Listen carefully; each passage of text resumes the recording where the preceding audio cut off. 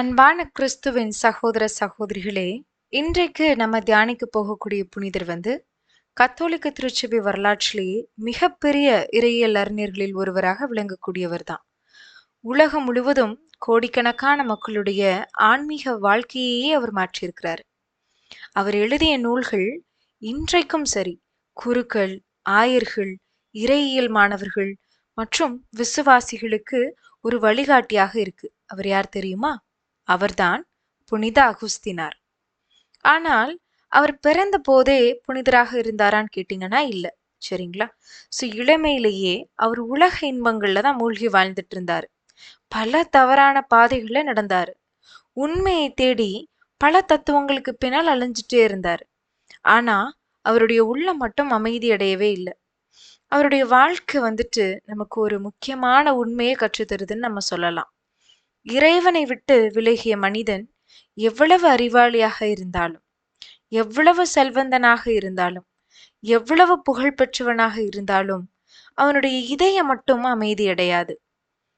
புனித அகுஸ்தினார் அவருடைய வாழ்க்கையினுடைய இறுதியில இந்த வார்த்தைகள் எழுதியிருக்கிறார்.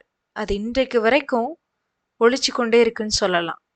என்னன்னு பாத்தீங்கன்னா, ஆண்டவரே, உமக்காகவே எங்களை படைத்தீர், உம்மில் இளைப்பாறும் வரை எங்கள் இதயம் அமைதியடையாது. இந்த ஒரு வாக்கியமே போதும் அவருடைய வாழ்க்கையின் சுருக்கத்தை நமக்கு ஒரு பாடமா எடுத்து சொல்லுது இல்லைங்களா? இந்த உலகம் போற்றும் மனிதர், மகத்தான புனிதர், அவருடைய வாழ்க்கை பயணத்தை நம்ம அவருடைய பிகினிங்ல இருந்து நம்ம பார்க்கலாம். இந்த காணொளியில நம்ம இவருடைய லைஃப் ஹிஸ்டரி இல்லையா ஃபுல்லா பார்க்க முடியாது. பகுதிகளாக நம்ம பிரிச்சு ஒரு 3 பகுதிகளாக நம்ம காணொளியா நம்ம தயாரிச்சு அனுப்பலாம். ஃபர்ஸ்ட் அவருடைய பிறப்பு மற்றும் குடும்ப பின்னணி என்னன்னு நம்ம பார்க்கலாம். புனித அகுஸ்தினார் கிபி 354ஆம் ஆண்டு நவம்பர் 13ஆம் தேதி வட ஆப்பிரிக்காவில் இருக்கக்கூடிய தகஸ்தே அப்படிங்கிற நகர்ல பிறக்கிறார். இன்றைய அல்ஜீரியா நாட்டின் பகுதியில இந்த ஊர் அமைஞ்சிருக்குது. அவருடைய தந்தையினுடைய பெயர் பாத்தீங்கன்னா பத்ரிசியஸ். அவர் ஆரம்பத்துல கிறிஸ்துவ விசுவாசத்தை ஏற்றுக்கொள்ளல. உலக வாழ்க்கை, உலக ஆசைகள், உலக இன்பங்கள் இது எல்லாமே தான் முக்கியம் அப்படின்னு அவர் கருதிட்டு இருந்தாரு. யாரு? அகுஸ்தினாருடைய தந்தை பத்ரிசியஸ். ஆனா அவங்க தாய் ரொம்ப இறை நம்பிக்கை கொண்ட ஒரு கத்தோலிக்க பெண்மணியா இருந்தாங்க. அவங்க பேர் என்னன்னா புனித மோனிகா. அவங்க தினமும் ஜெபம் செஞ்சாங்க, திருப்பலியில பங்கேற்றாங்க, ஏழைகளுக்கு அவரால் முடிஞ்ச உதவிய செய்தார்கள். தனது குடும்பத்தினர் அனைவருமே இறைவனை பற்றி ஆழமான புரிதல் உள்ளவர்களாக வாழணும் அப்படின்னு சொல்லிட்டு ரொம்ப விரும்பினாங்க. அதனால சிறு வயசுல இருந்தே பாத்தீங்கன்னா அகுஸ்தினாருக்கு நல்ல ஒழுக்கங்களையும் இறை பக்தியையும் கற்றுக் கொடுக்க முயன்றார். ஆனால் அகுஸ்தினார் இருக்காரு இல்லையா, அவர் வளர வளர உலக வாழ்க்கையின் மீது உள்ள ஈர்ப்பு அதிகமாயிட்டே இருந்தது அவருக்கு. ஆனா மோனிகா, அதாவது அகுஸ்தினாருடைய தாய் மோனிகா, தனது மகனை பற்றி ஒருபோதும் ஐயோ இப்படி இருக்கிறானே அப்படின்னு சொல்லிட்டு நம்பிக்கை இழந்துடல. ஒரு நாள் என் மகன் இறைவனுக்காக வாழ்வான் அப்படிங்கிற நம்பிக்கையோடு அவங்க தொடர்ந்து ஜெபித்தார்கள்.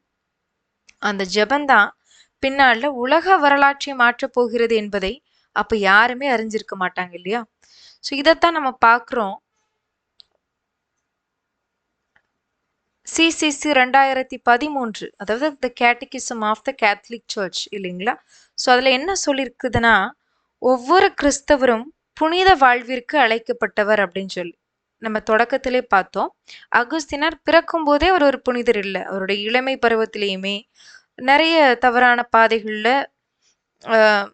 போயிருக்கிறாரு. அவரு இறை நம்பிக்கையில வளரல. அவருடைய இதயம் எதையோ நாடிட்டுக்கு உலக ஆசைகள்ல அடைபட்டிருந்தாருன்னு சொல்லி நம்ம பார்த்தோம். அதேதான் சிசிசி 2013 என்ன விளக்குது அப்படின்னா, ஒவ்வொரு கிறிஸ்தவருமே புனித வாழ்விற்கு அழைக்கப்பட்டவர் அப்படின்னு. அதாவது கத்தோலிக்கர் புனித வாழ்வு வாழ்றதில்லை இல்லைங்களா? பிறகு ஏன் அவங்க தன்னை கிறிஸ்தவர்கள் அப்படின்னு சொல்லிக்கிறாங்க அப்படின்னு இந்திய நாட்டுல கத்தோலிக்கரா இல்லாத இருக்கக்கூடிய நபர்களுடைய கேள்வியாக இருக்கு.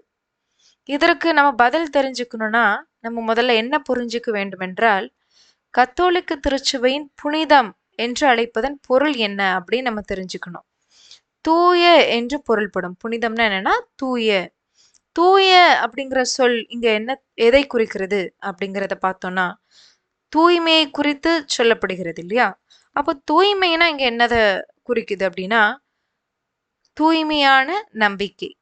தூய்மையான நம்பிக்கை என்னவென்றால், கடவுள் நம்மையெல்லாம் தத்தெடுத்து கடவுள்களாக மாற்றுவதற்காகத்தான் இயேசு இந்த உலகிற்கு வந்தார் அப்படிங்கிற நம்பிக்கை நம்மிடத்துல தூய்மையோடு இருக்க வேண்டும். இதுதான் தூய்மையான நம்பிக்கை.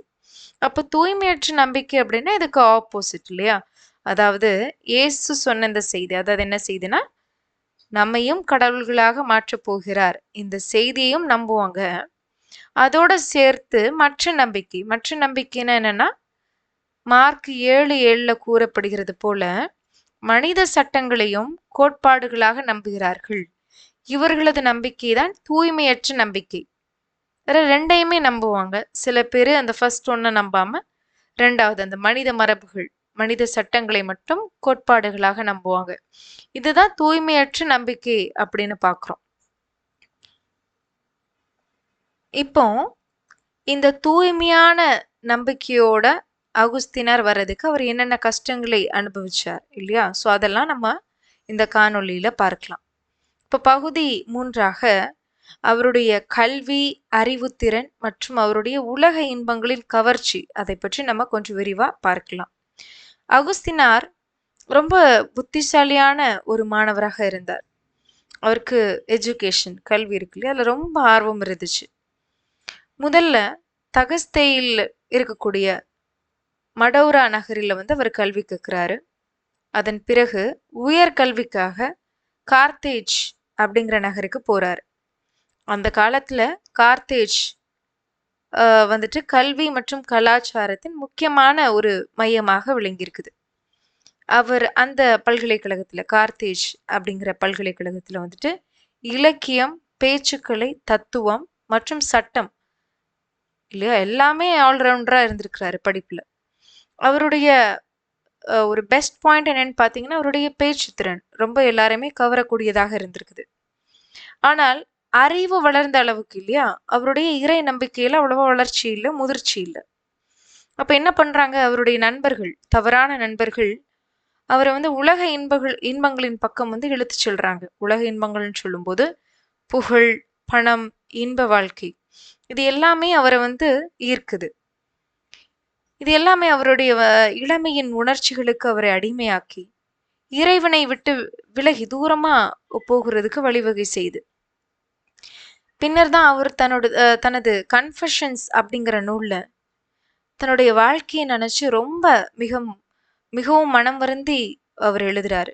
நான் உண்மையை தேடினேன், ஆனால் உண்மையை தவறான இடங்களில் தேடினேன் அப்படின்னு சொல்லிட்டு. அப்ப அவருக்கு உலகம் கொடுத்தது என்பது ஒரு தற்காலிக மகிழ்ச்சி தான், நிரந்தரமானது அவருக்கு இன்னும் எதுவுமே கிடைக்கல.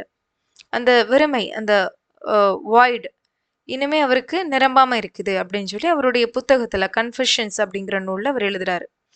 இதைத்தான் நம்ம ஆல்ரெடி நம்மளுடைய காணொலியை நீங்க தொடர்ச்சியா பார்த்துட்டு வந்திருந்தீங்கன்னா அதுல நம்ம சொல்லியிருப்போம் இல்லையா, சாத்தான் சோதனைன்னா என்ன, அவன் எப்படி சோதிக்கிறான்னு சொல்லிட்டு. இது எல்லாமே அகுஸ்தினாருடைய வாழ்க்கையிலுமே அப்ளை ஆகுது. இப்போ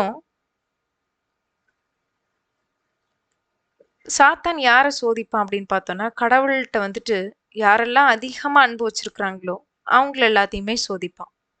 அந்த சோதனையை கண்டு அஞ்சு இப்ப நம்பிக்கையை விட்டுட்டோம் அப்படின்னா, நம்ம கடவுள் மீது அன்பு இல்லாதவங்க அப்படின்னு சாத்தான் தீர்ப்பு நாள்ல காட்டி மீட்பு பெறாமல் செய்வதற்காக இவ்வுலகில் நல்லவர்களை நம்ம துன்பங்கள் கொடுத்து சோதிக்கிறான் அப்படின்னு நம்ம ஆல்ரெடி பார்த்தோம்.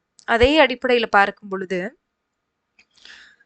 ரொம்ப ஒரு சோதனை இல்லையா, உலகம், கவலை, புகழ், பணம், செல்வம், இது எல்லாமே அகுஸ்தினாருடைய லைஃப்லயும் சாத்தான் கொடுக்குறான். இந்த சோதனைகளை எல்லாம் கடந்து நம்ம அதில் ஜெயிக்கும் போது மட்டும்தான் நம்மளுடைய அன்பு கடவுளிடத்துல முழுமையாக இருக்கிறது. நம்ம அவருடைய மறுதளிக்கவே இல்லை கடவுளை எந்த ஒரு சூழ்நிலையிலும், எந்த ஒரு இக்கட்டான சூழ்நிலையிலும் சொல்லும். புனித அகுஸ்தினார் வாழ்க்கையினுடைய தொடர்ச்சியை அடுத்த காணொளியிலே நம்ம பார்க்கலாம். அனைவருக்கும் நன்றி.